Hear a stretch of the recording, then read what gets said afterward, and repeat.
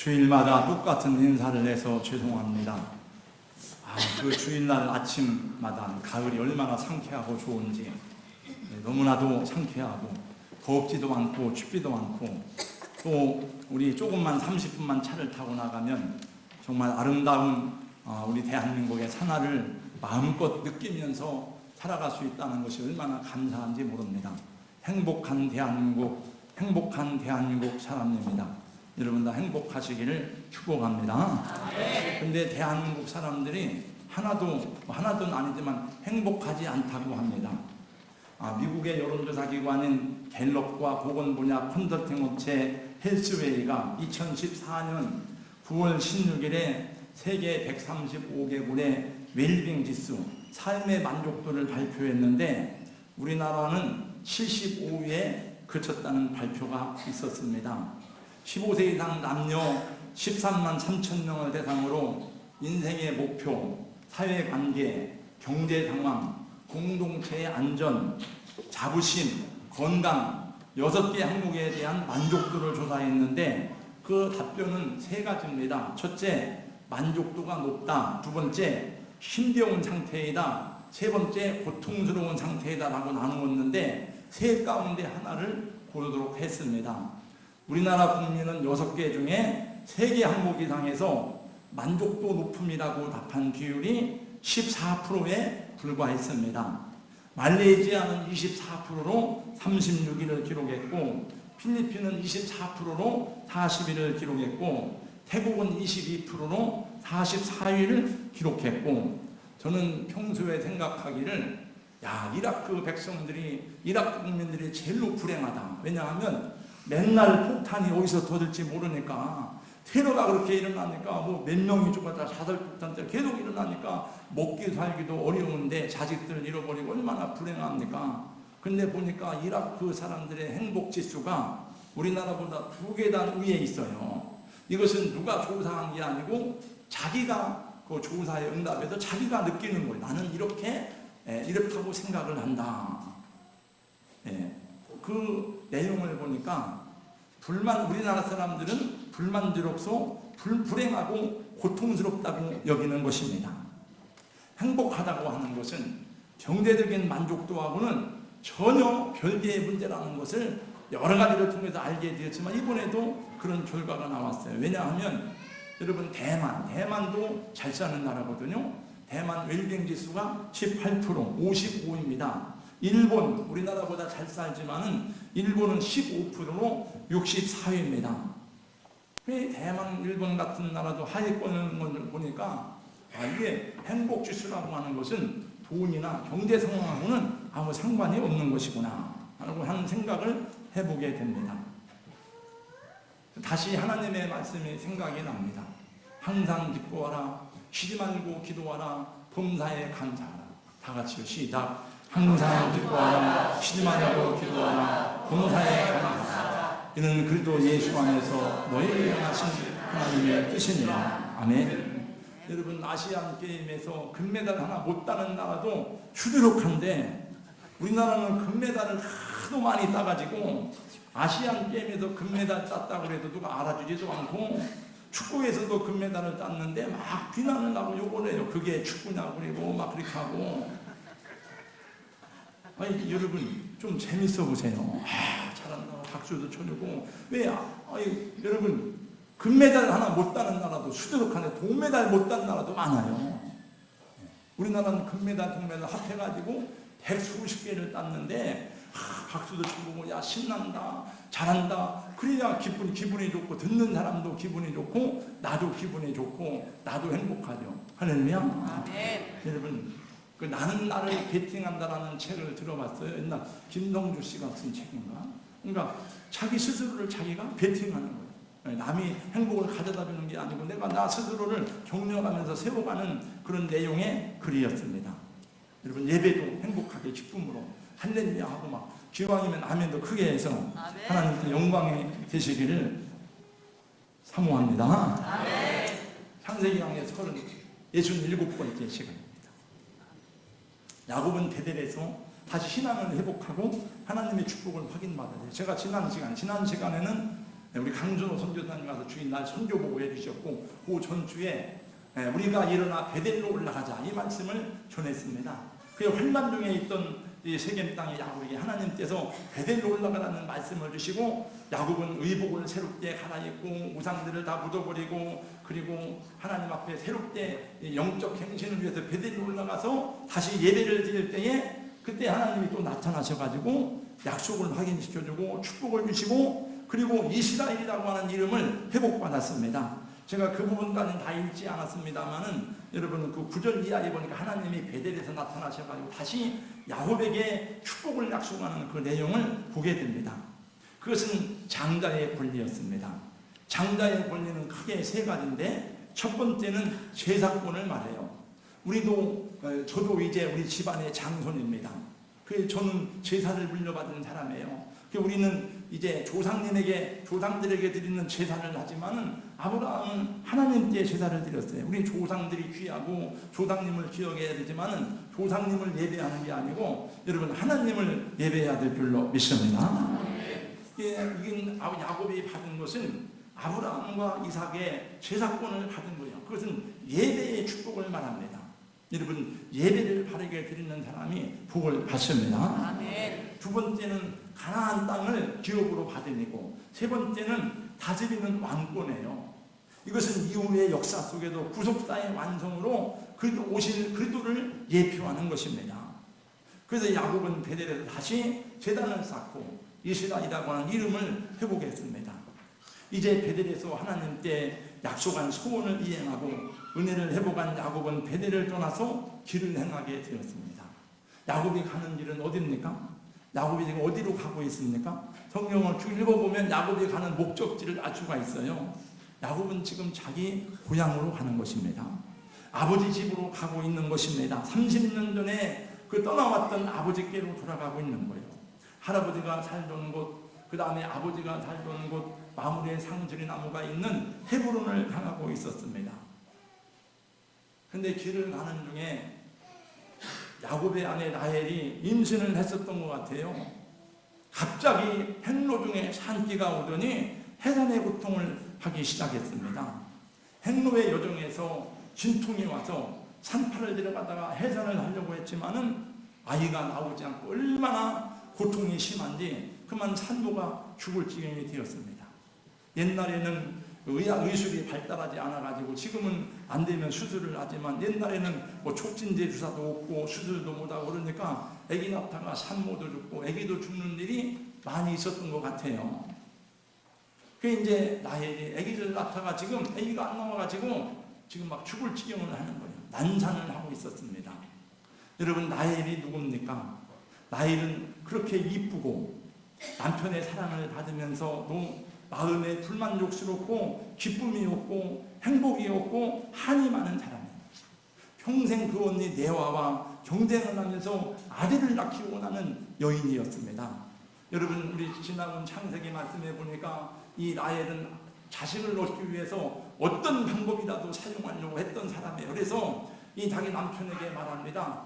나에게 아들을 낳게 하라. 만약에 그렇게 안 되면 내가 죽어버리겠다. 그리고 합한 채를 막 구해 먹고 막 그러지만은 온갖 좋은 것을 먹지만은 아기가 없는 거예요. 오죽하면 자기의 몸종을 통해서 이 아들을 낳게 했겠습니까? 그래서 비라를 자기 남편에게 들여보내서 두 아들을 낳았지만은, 그리고 그걸 자기 아들이라고 했지만은 그러나 실제로 자기 아들이 아니었어요. 여러분 지금은 딸을 낳아야 좋다고 그러잖아요. 지금 딸을 낳아야 다 좋다고 그러고 딸 없는 목사는 불쌍하다고 그러고 하는데, 저는 하나도 안 불쌍합니다. 지금은 딸을 낳아야 좋다고 하지만 옛날에는 딸은 별로예요. 10딸보다 아들 하나가 귀했어요. 옛날에는 사람 숫자를 쓸 때도 다 남자를 세요. 그리고 옛날 우리 고대로부터 인류의 역사는 전쟁의 역사이기 때문에 나가서 싸우고 하는 것은 남자예요. 돈을 벌어오는 게 남자예요. 여자들은 살림을 하는 거예요. 그 남자가 귀하고 아들을 낳아야 정말 그 집안에 효를 난다고 생각을 했습니다. 근데 지금 그 라헬이 임신 중에 진통이 시작되었는데 온갖 고통을 겪으면서 난산을 하는 것이었습니다. 이게 산파가 하다가 보니까 아기가 나오는데 보니까 아들이었어요. 근데 여기 말씀해 보니까 야, 두려워하지 말아라. 아들이다. 네가 그렇게 고대하던 아들이라는 것입니다. 그러나 라헬은 너무나 큰 고통 중에 난산하다가 피를 다 쏟았는지 그만 죽게 되었습니다. 죽음 앞에 손이 두렵고 떨렸습니다. 죽음에 대한 준비가 전혀 안 된 것입니다. 이렇게 죽는 것을 받아들일 수가 없는 것입니다. 슬프고 억울했습니다. 죽어가면서 아들의 이름을 지었는데 베논이라고 지었어요. 베논이라는 말은 슬프다, 고통스럽다 그런 뜻이에요. 그건 굉장히 저주스러운 이름이에요.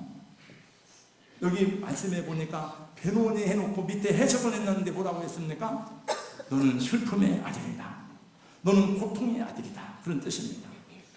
그러니까 이 라헬은 그렇게도 원하는 아들을 낳았음에도 불구하고 자기 손으로 그 아들을 안아보지도 못한 채 세상을 떠났습니다. 그리고 죽으면서 그 아들에게 슬프다, 고통스럽다 그런 뜻의 이름을 지어주었으니 얼마나 가슴에 한이 많은 여성입니까? 그러니까 라헬은 얼굴 잘생겼지요. 남편에게 사랑받았지요. 그렇지만 그 인생이 하나도 행복하지 않았어요. 왜 그렇습니까? 라헬의 인생은 끊임없이 비교하고 끊임없이 경쟁하고 그것에 세상의 것으로 만족을 채우고자 했기 때문에 그렇습니다. 믿음의 조상 야곱의 아내가 되었지만 영원한 나라에 소망이 없는 거예요.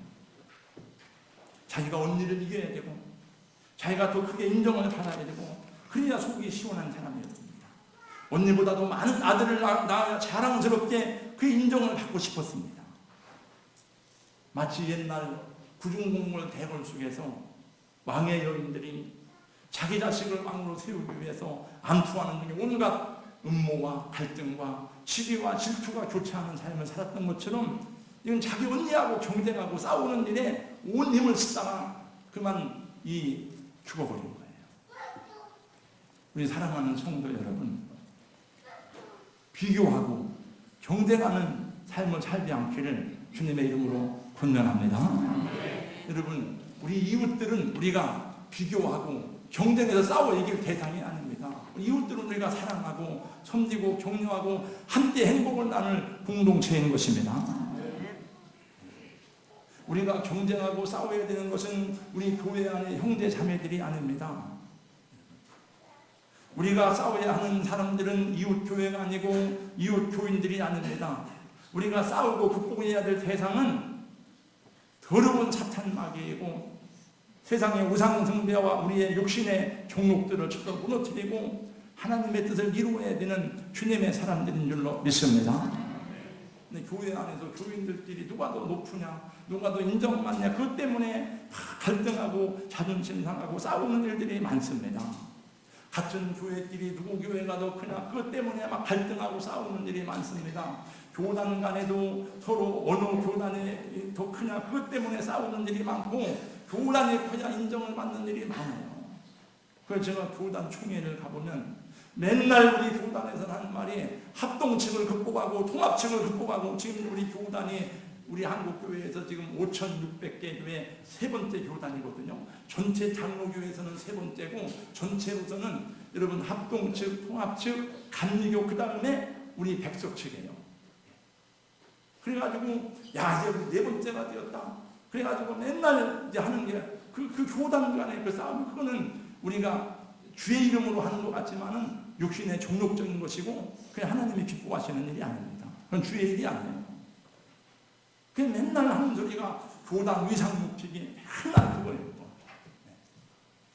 위상은 우리가 막 날뛴다고 해서 높아지는 게 아니고 겸손히 우리 주님의 뜻을 따라 살아갈 때에 사람들이 높여주는 것이고 하나님이 높여주는 것입니다. 비교하면 여러분 내가 그 사람보다 우월하면 그러면 교만하게 되고 그 사람보다 내가 우월하지 못하면 열등감을 느끼고 항상 열등감 속에 살게 되고 그래요. 저도 사실은 제가 쓴 책 가운데 목회 3대 그 철학 가운데 하나로 비교하지 않는 목회, 경쟁하지 않는 목회, 성공을 추구하지 않는 목회, 이런 걸 썼지만은 쉽지 않다. 쉽지 않다. 참 자기를 부인하고 주님을 따른다는 게 쉽지 않구나. 그래도 그런 철학을 제독이 하나님이 주셨고 그런 마음을 가지고 살아갑니다. 나이는 평생을 비교하고 경쟁하고 시기하며 싸우다가 위로받지 못한 채 세상을 떠난 불행한 여인이 되었습니다. 그 인생에 하나님의 은혜가 없었습니다. 감사가 없습니다. 기쁨이 없었습니다. 왜냐하면 진짜 하나님의 은혜가 없는 게 아니에요. 진짜 감사가 없는 게 아니에요.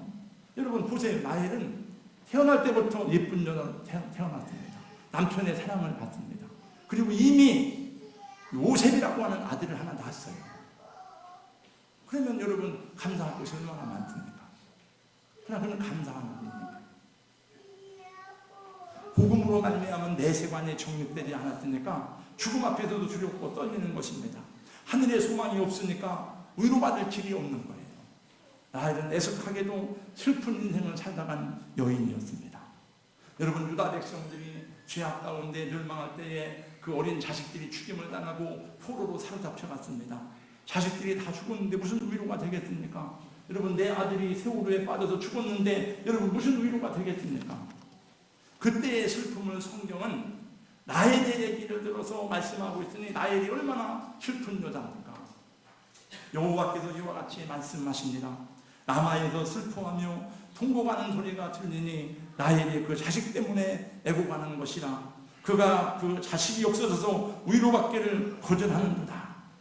라헬의 죽음이 얼마나 슬픈 것인지에 대해서는 사무엘상에도 나오고 에레미야서에도 나오고 마태복음 2장에도 나옵니다.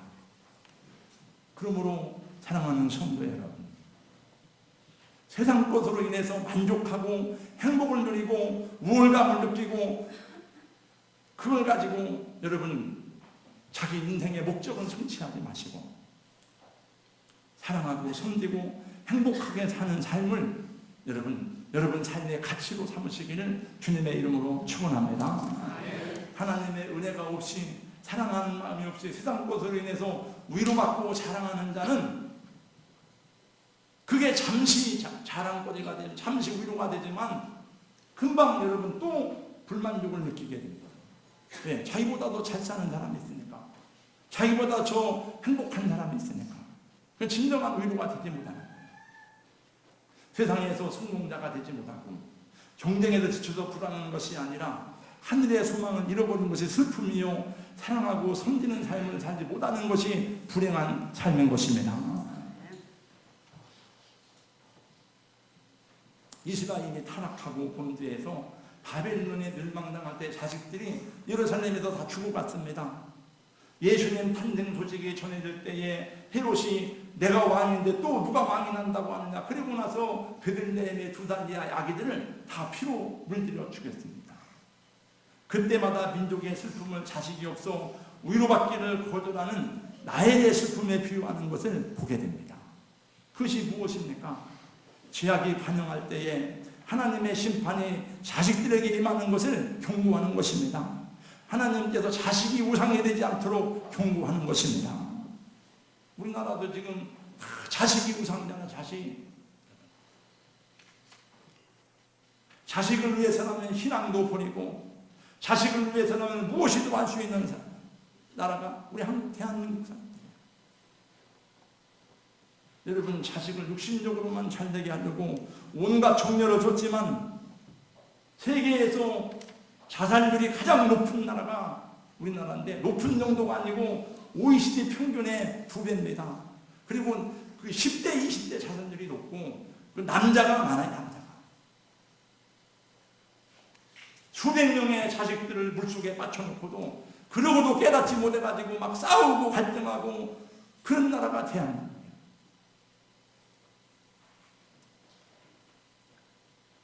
라헬은 그렇게 자기를 사랑해주는 남편 야곱이 있음에도 위로가 되지 못했고 이미 아들 요셉을 낳았음에도 언니 레아에 비해서 자식이 적은 것을 한탄해요. 기어코 아들을 낳았으니 그 만족함이 없고 죽음이 억울해서 그 아들 이름에다가 베논이라고 하는 이름을 붙여줬습니다. 너는 슬픔의 아들이다. 너는 고통의 아들이다. 만약에 저희 어머님이 저의 이름을 지을 때, 저희 아버지가 저의 이름을 지을 때에 오 고통, 오 슬픔 그러면 얼마나 저는 불행한 사람이 됐습니까? 여러분, 그런 인생이 되면 안 돼요. 어떤 분은 예수 믿다가 죽을 때 억울하다. 내가 지금 막 죽을 때 이런 사람들이 그러면 안 돼요. 우리 성도 여러분, 내가 뱃속에서 낳은 자식이라도 복음으로 낳기까지는 진정한 축복의 자녀가 아닙니다. 내 자식이 되어도 소중하고 귀하지만 그보다도 소중한 것 하나님의 자녀로 거듭나게 하는 것임을 왜 모르십니까?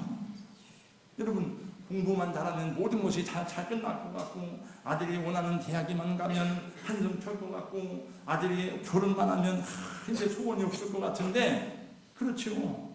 그러나 그렇게 공부 잘한들, 좋은 대학에 가고 돈 잘 벌고 출세하고 성공한들, 그 인생에 하나님이 없는데, 예수님을 안 믿는데 나하고 무슨 상관이에요? 나중에 나는 예수님 믿고 천국에 가는데, 나와 함께 하나님 아버지 나라에서 새 맞고 새 옷을 입고 새 양식을 먹으며 구원의 새 노래를 부르며 하늘나라를 상속받을 그런 자식을 만들어야죠. 할렐루야. 근데 여러분, 이 사건에서 야곱의 태도를 보세요. 야곱은 지금 사랑하는 야곱이 그렇게 사랑하던 사람이 나에게. 근데 하나님께서 인정하시는 본처는 나에게 아닙니다.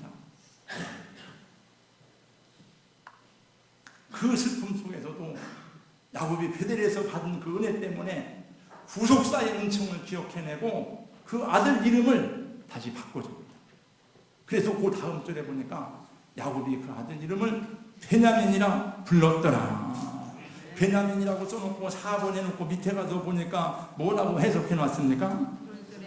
오른손의 아들이다. 너는 하나님의 아들이라는 것입니다. 하나님의 능력, 하나님께서 권능 가운데 너를 붙들어 세우셨다 하는 것입니다.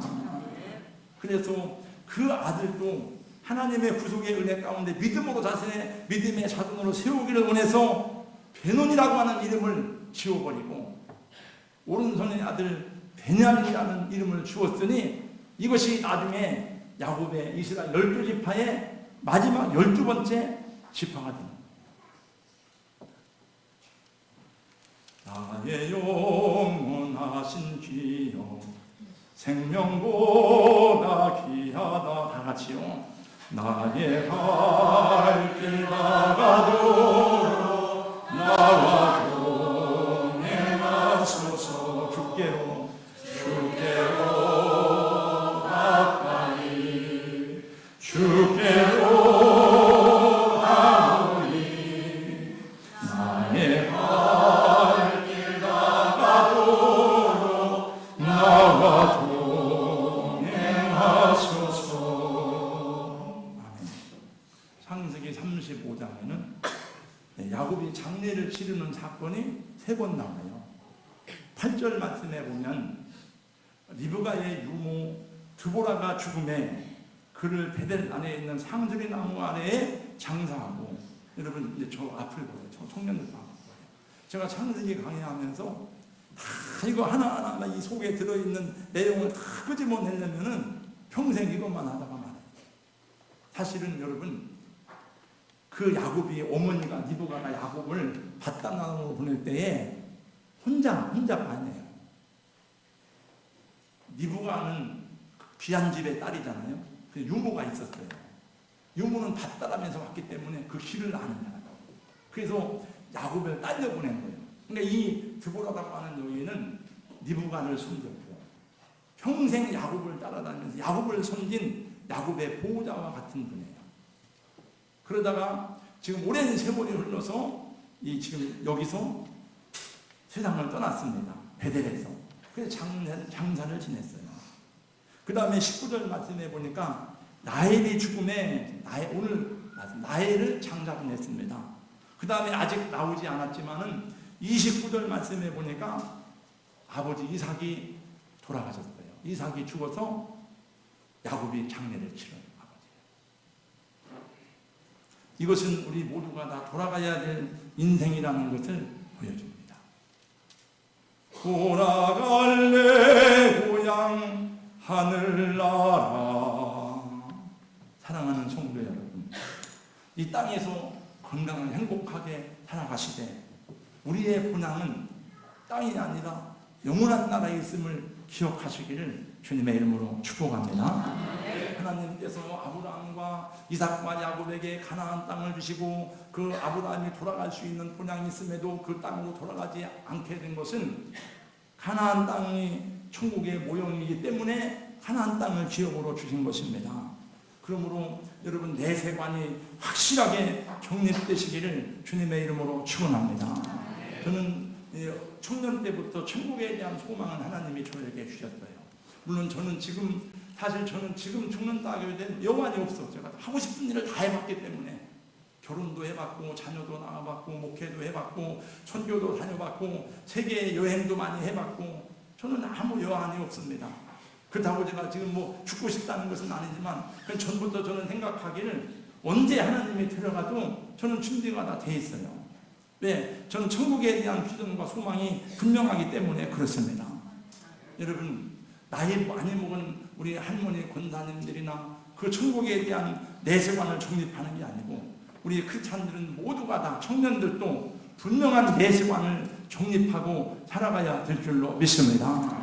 그래야 여러분 나일처럼 이 죽음 앞에 두려워 떨고 여러분 원통한 소리를 하지 않는 억울하다, 한탄스럽다, 슬프다 어떻게 자기 딸의 아들에게 그런 이름을 지어줄 수 있냐고요.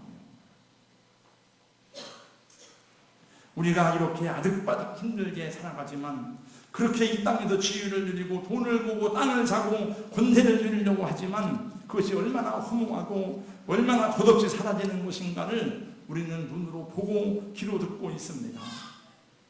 얼마 전에 신문에 발표된 내용입니다. 지금 이 삼성그룹의 이건희 회장도 지금 이렇게 모르겠어요. 가족들만 하지 이 기자를 또 모르더라고요. 아무도 모르더라고요. 의식이 있는 건지 가족들을 알아보는지 이제 하다가 집으로 옮겼다고 그래요. 왜 옮겼는지 잘 추측만 무성한데 그 아버지 이병철 씨는 옛날에 우리 어릴 때에 그냥 들은 말이 돈병철, 돈이 하도 많아 돈병철이라고 그랬는데 원래 그 가문은 제가 알기로는 불교 집안의 가문이고 잘 몰라요. 또 그러더니 얼마 전에는 그 이건희 씨 그 사모님이 아마 원불교를 그 교당을 짓는데 300억을 들여줬다. 그러니까 잘 몰라요. 불교 계통의 집안인데 이병철 씨가 얼마 전에 죽기 전에 그 남긴 어록을 발견했어요. 그 내용에 보니까 정말 신이 존재하는가, 신이 있는가, 그 하나님 어떻게 존재하는가 그런 물음을 저렇게 물었는데 그 물음을 듣고 어떤 분이 답을 했는데 그 답을 듣기 전에 이분이 세상을 떠났어요. 그거 아마 잠깐 영상으로 한번 보겠습니다. 여러분 왜 예수님이 십자가에 죽으셨습니까?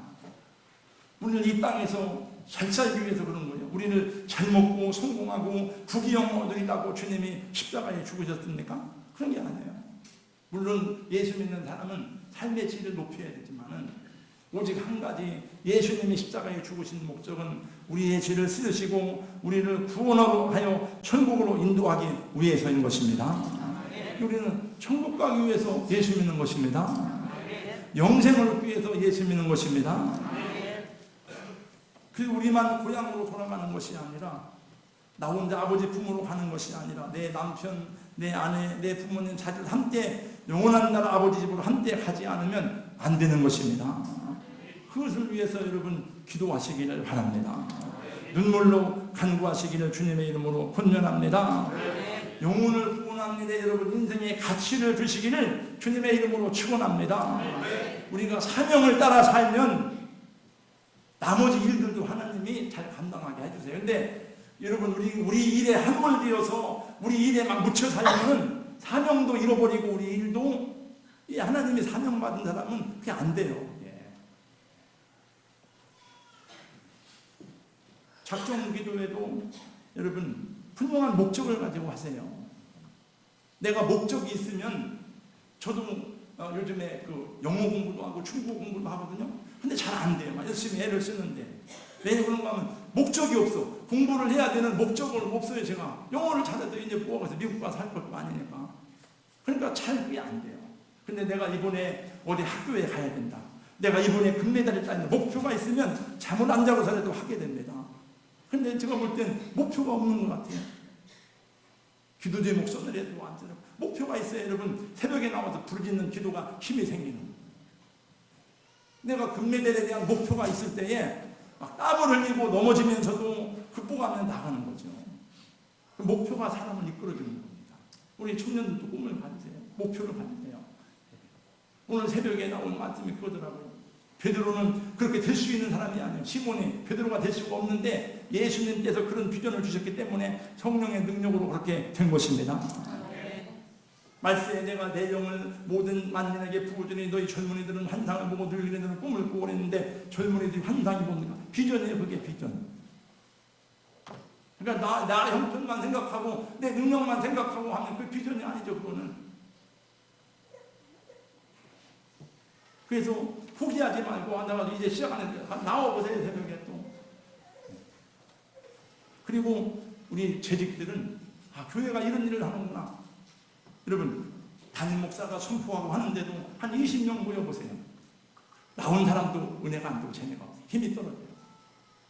근데 이번에 좀 많이 나와. 한 60, 70명 모여. 힘이 돼요. 근데 한 150명 모여보세요. 새벽에. 하나님이 놀랍게 역사하시고 우리 가운데 여러분 원래 교회는 모이는 게 교회예요.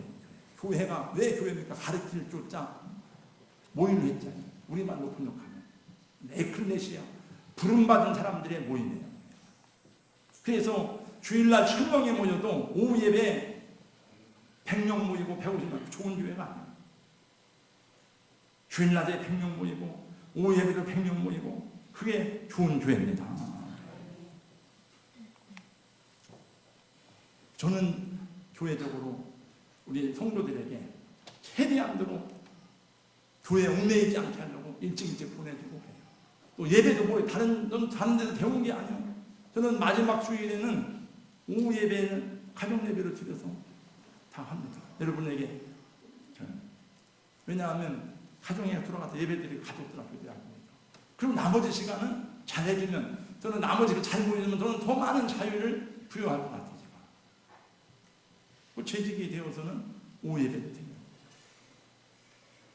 마지막으로 전도 축제를 시작하면서 우리 성도들에게 이 말씀을 드립니다. 디모데후서 4장 7절 8절 말씀입니다. 다 같이요.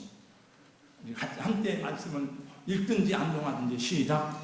나는 선한 싸움을 싸우고 나의 달려갈 때를 마치고 믿음을 지켰으니 이제 후로는 나를 위해서 의의 명단을 예비되었으므로 의로우신 재판관이 그날에 내게 줄 것이며 내게만 아니라 주의 나타나심을 사모하는 모든 자에게는가. 아멘.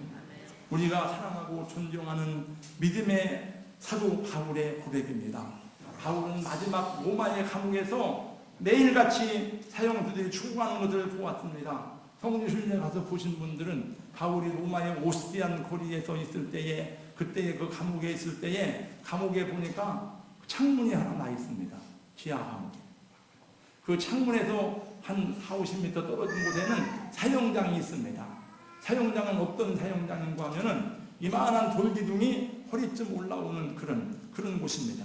그러면 거기다가 목을 대놓으면 도끼로 목을 잘라서 죽이는 사형이에요. 그게 참수형입니다. 옛날에는.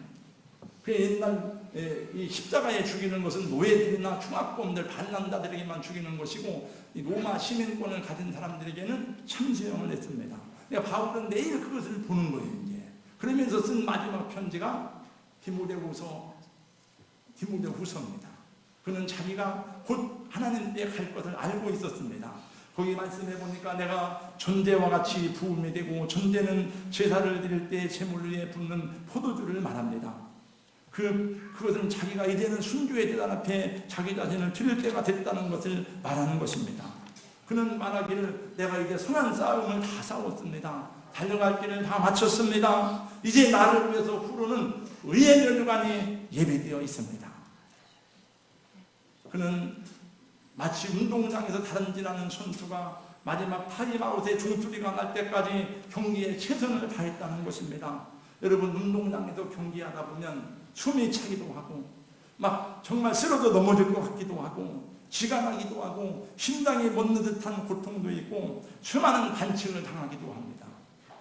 그래도 그것을 극복하면서 끝까지 타임아웃 소리가 날 때까지 경기를 해야 그 사람에게 승리의 관이 주어집니다. 특별히 우리 성도님들에게 제가 요청하기는 전도하고 선교하는 일에 이 가을을 헌신하는 우리 동산교회 성도님들 되시기를 간절히 부탁합니다. 이 길을 달려간 마지막에는 의의 면류관이 예비되어 있는데 바울 사도에게만이 아니라 주님의 나타나심을 사모하는 모든 자에게도니라고 말씀하고 있습니다. 면류관이란 운동 경기의 승리자에게 주는 관입니다. 왕이 쓰는 것입니다. 전쟁에서 이기고 돌아오는 대전장군에게 쓰여주는 관입니다. 그 면류관은 최고의 명예와 영광을 의미하는 것입니다. 올림픽에 나간 선수가 그렇게 땀을 흘리고 애쓰는 것은 그 시상대에 올라가서 금메달을 받을 때 기쁨을 바라보고 그들은 수고하는 것입니다. 위대한 충교도 설교자 로이드 존슨은 말했습니다. 당신을 가장 설레게 하는 일이 무엇입니까? 그것은 하나님 앞에 서는 날이 아닙니까? 이렇게 말했습니다. 그러므로 우리 귀한 성도님들 상 받을 마음으로 주님의 일 하시기를 권면하고 축복합니다. 목사님, 구원받는 것만도 감사한데 무슨 상을 받는다고요? 그것도 귀한 말이지만 성경은 분명히 상급이 있다고 말씀합니다. 제가 세 구절만 얘기하고 마치겠습니다. 마태복음 16장 27절 인자가 아버지의 영광으로 천사들과 함께 오리니 각 사람의 행한 대로 갚아주리라. 로마서 8장 17절 18절 우리가 그와 함께 영광을 받기 위하여 고난도 함께 받아야 될 것이니라. 생각한데 현재의 고난은 우리에게 나타날 영광과 좋게 비교할 수 없도다. 계시록 22장 12절 보라 내가 속히 오리니 내가 줄 상이 내게 있어 각 사람에게 그의 일한 대로 갚아주리라. 하늘의 상급은 하늘 가서 받을 것이고 땅에도 상급이 있습니다. 땅의 상급은 여러분 삶 속에서 받기도 하고 내가 일한 열매를 눈으로 보는 것이 상급입니다. 여러분 저희는 교회를 개척할 때 100만 원에 9만 원짜리 15평에서 시작을 했습니다. 그리고 조금 키워서 하고 저와 같이 장로님 군단을 개척하는 분들이 많은데 그렇게 열심히 수고했는데 우리 교회가 지금도 맨날 전세 살고 쫓겨다니고 교인 20-30명 가지고 하면은 그것도 마음이 아픈 일이죠. 근데 난 내가 부족했지만 내가 연약하지만 목사님과 함께 기도하고 복음을 전했더니 하나님께서 이렇게 예배당도 주시고 이런 건물도 주시고 선교사도 파송할 수 있구나. 그것이 여러분 우리 격려가 되고 위로가 되는 게 아니에요. 그걸 보는 겁니다. 제가 보니까 지금 우리 이 교회 안에는 빈자리가 지금도 내가 볼 때 한 100명은 아니죠. 저희 100명은 더 안 있어요. 그리고 빈자리가 봄보다 훨씬 많아요. 우리 힘써 전도해서 주님 앞에 상 받을 만한 교회와 우리 성도님들 되시기를 예수님 이름으로 축복합니다. 2014년 가을 전도 축제를 선포합니다. 처음엔 열심히 했는데 하다가 보니까 형식적이 있는데 이제 형식적으로 하지 말 열심히 하겠습니다. 다 일어났죠. 죄송하지만 일어났어요. 제가 전도 축제를 선포하면 여러분은 큰 소리로 아멘, 할렐루야, 전도하겠습니다. 그리고 외치면서 박수를 하나님께 박수로 영광을 돌리겠습니다. 한번 저 따라서 아멘, 할렐루야, 전도하겠습니다. 제가 전도 축제를 선포하겠습니다. 우리 2014년 회전 동산교회 가을 전도 축제를 선포합니다. 아멘, 할렐루야, 전도하겠습니다.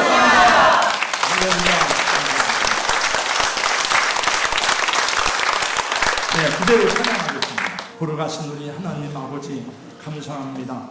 부족한 종의 허물을 용서하여 주시고 아버지 전도하라고 말하기만 하였지 제가 먼저 앞장서지 못한 것을 불쌍히 여겨 주시옵시고 우리 장로님 권사님들 다시 새 힘을 주시어서 복음 전하고 우리 아버지 하나님 한 영혼 구원하는 일에 진정으로 우리 마음과 힘을 다할 수 있는 기회가 되도록 인도하여 주시옵소서.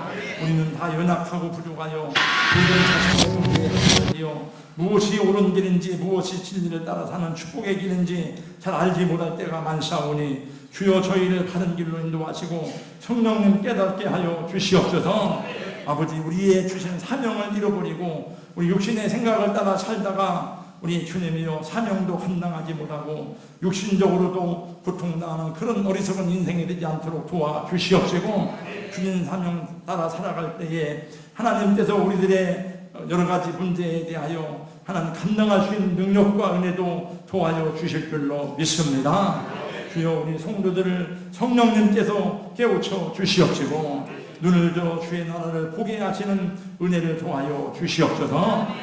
예수님 이름으로 간절히 기도하옵나이다. 아멘.